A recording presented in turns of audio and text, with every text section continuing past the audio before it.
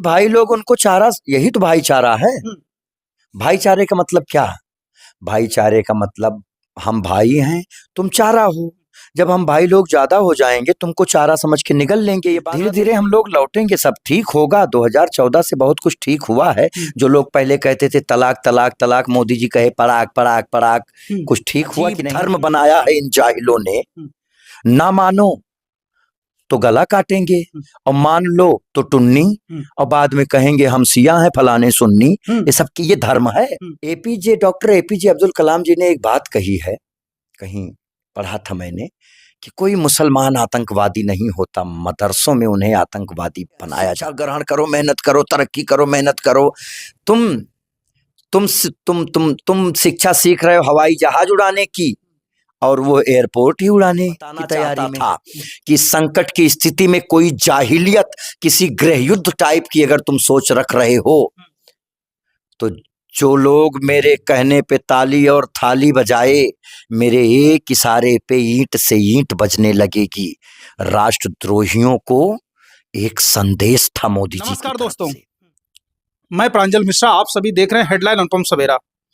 मेरे साथ एक ऐसी शख्सियत बैठी है जिसको आप सुनेंगे ना तो झूम जाएंगे, हिल जाएंगे, दिल दिमाग सब इसी जगह पे लगा लीजिए। जागरण सम्राट धर्मेंद्र कुमार पांडे जी आज हम लोगों के साथ हैं। और अगर जो लोग इनको नहीं सुने होंगे तो आज जरा सुनिएगा, ठहर जाइएगा, छोड़ करके मत भागिएगा। तो एक बार थोड़ा सा परिचय हो जाए, सवाल जवाब तो थोड़ा होता रहेगा, परिचय थोड़ा सा हो जाए एक बार। वैदिक सनातनी उर्फ हिंदू कट्टरता के साथ मैं धर्मेंद्र पांडे, उत्तर प्रदेश भगवा प्रदेश 2.0 डिस्ट्रिक्ट सुल्तानपुर से आप सभी के साथ। सुल्तानपुर को कभी कुश भवनपुर के नाम से जाना जाता था, नहीं, अभी भी जाना जाता, अभी भी जाना जा रहा है। योगी बाबा ये नाम ठीक कर दें। नाम बदल नहीं रहे हैं वो, नाम ठीक किया जा रहा है। धीरे धीरे हम लोग लौटेंगे, सब ठीक होगा। 2014 से बहुत कुछ ठीक हुआ है। जो लोग पहले कहते थे तलाक तलाक तलाक, मोदी जी कहे पड़ाक पड़ाक पड़ाक, कुछ ठीक हुआ कि नहीं? यही प्रदेश दंगों का प्रदेश कहा जाता था, अब ये संतों का प्रदेश कहा जाने लगा। हम लोग बाहर जाते हैं, चैलेंज है सभी को। भारत में जितने राज्य हैं 29 राज्यों के मुख्यमंत्री का नाम सबको नहीं पता होगा, लेकिन उत्तर प्रदेश के मुख्यमंत्री का नाम 29 राज्यों के लोगों को पता है। इसे कहते हैं काम करना, बुलडोजर मॉडल। और मेरा परिचय यही, मैं कट्टर यानी कि मैं सबको क्यों मानूं। ये धर्म, वो कौन सा धर्म? एक कहे जाहिलियत का कौन सा धर्म होता है? जाहिलियत की परिभाषा जानते हैं आप क्या है? जाहिल उसे कहते हैं जो अपनी एक लौती हूर को 72 लोगों के भरोसे छोड़ के 72 हूरों के चक्कर में समाज में जाहिलियत फैलाता फिरे, वही जाहिल है। अजीब धर्म बनाया है इन जाहिलों ने। ना मानो तो गला काटेंगे, और मान लो तो टुन्नी, और बाद में कहेंगे हम सिया हैं फलाने सुन्नी। ये सब की ये धर्म है? ये बताइए, मार काट जाहिलियत से शुरू होके 72 हूरों पे जाके खत्म हो रहा है। 72 हूर बहुत सुनने को मिल रहा है, ये क्या है? मतलब समझ में नहीं आता। और कईयों को कहा जाता है कि मैं आपको चैलेंज के साथ कह रहा हूं, आप ये बात रिकॉर्ड कर रहे हैं, मैं इस्लाम कबूल कर लूंगा, मैं ईसाई बन जाऊंगा, बस कोई मौलाना, कोई पादरी, कोई हाजी, कोई काजी मेरे सामने बैठ के मेरे जो प्रश्न हैं इस्लाम के, ये उत्सुकता है मेरी। यही उत्सुकता नूपुर शर्मा की भी थी, लेकिन अब नूपुर शर्मा चूंकि किसी पार्टी की मेंबर थी, कुछ प्रोटोकॉल था संवैधानिक, मेरे पास कोई, मैं जानना चाहता हूं, मैं तुरंत इस्लाम कबूल करूंगा, 1 मिनट नहीं लगेगा, तुरंत ईसाई बन जाऊंगा। बस मुझे मेरे प्रश्नों का जवाब दे दें, जो मैं उनके धर्म के बारे में पूछूंगा, और डंके की चोट पे कोई मौलाना मौलवी कोई एक आदमी लाइए जो सनातन, जिस धर्म को मैं मानता हूं, वैदिक सनातनी उर्फ हिंदू जो मैं हूं, उससे रिलेटेड कोई भी प्रश्नों पूछे, फिर मैं उनसे पूछूंगा। अगर वो मुझे संतुष्ट कर देंगे तो मैं अपना सनातन धर्म त्याग के तुरंत इस्लाम कबूल कर लूंगा, या तो ईसाई बन जाऊंगा। हाँ, कंफर्म आप ये मान लीजिए। एक चीज है, आप लोग तो चूंकि बहुत जागरण कर रहे हैं, और क्या कहते हैं, इस समय बांग्लादेश में जो स्थितियां हिंदुओं की बन रखी है, अपने यहाँ भाईचारे की बात होती है और वहां उन्हें जिस तरीके से टारगेट किया जा रहा है। तो टारगेट भाई लोग उनको चारा, यही तो भाईचारा है। भाईचारे का मतलब क्या?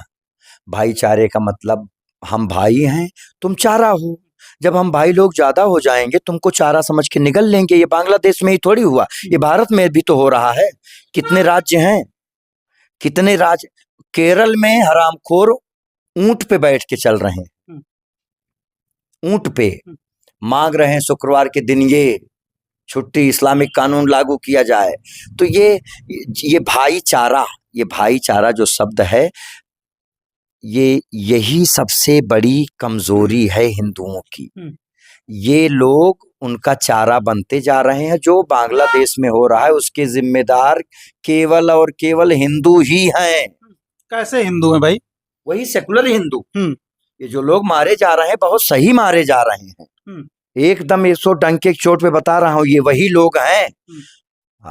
आज बोला जा रहा है ना, जितने हिंदू अधिकारी हैं, जितने हिंदू जज हैं, जितने हिंदू हैं, सब अपने पद से इस्तीफा दें। ये वही अपने यहाँ भी है ना। बहुत लोग आपको मिलते हैं, अरे यार तरक्की करो, अरे यार शिक्षा ग्रहण करो, मेहनत करो, तरक्की करो, मेहनत करो। तुम शिक्षा सीख रहे हो हवाई जहाज उड़ाने की, और वो एयरपोर्ट ही उड़ाने की तैयारी में है। हैं? तुम बनाओ बंगले बनाओ, तुम पढ़ाओ अपनी बेटियों को विदेश, तुम पढ़ाओ अपने बच्चों को, खूब पढ़ाई पे ध्यान दो, और भाईचारा, हिंदू मुस्लिम भाईचारा, गंगा जमुनी तहजीब फैलाए रहो। और उसके बाद जब ये भाई लोग ज्यादा हो जाएंगे तो तुमको चारा समझ के खा जाएंगे, और हमेशा खाते रहे हैं। अरे हराम खोरों, इन जाहिलों के घर के जानवर भी इनके ऊपर भरोसा नहीं करते कि कब ये काट के खा जाएंगे। तो इंसान कैसे इनके ऊपर भरोसा कर लेता है? मैं यही नहीं पता, ये जो हिंदू भरोसा करते हैं वो तो मारे जाएंगे ना, बिल्कुल मारे जाएंगे, चाहिए भी यही। अच्छा, तो इन सब चीजों को सुधार करने के लिए कौन सा तंत्र यंत्र काम करेगा फिर? क्या प्रश्न किया है आपने। सुधार करने के लिए डॉक्टर एपीजे अब्दुल कलाम जी ने एक बात कही है, कहीं पढ़ा था मैंने, कि कोई मुसलमान आतंकवादी नहीं होता, मदरसों में उन्हें आतंकवादी बनाया जाता है। सुधार करना चाहते आप तो सुधार करना चाहते हैं तो जिन देवताओं की हम पूजा करते हैं, बेला माई, हाथ में त्रिशूल खड़ग चक्र भी है और शंख है, विष्णु भगवान के हाथों में शंख भी है, वेद भी है, चक्र भी है, जो जिस भाषा में समझे।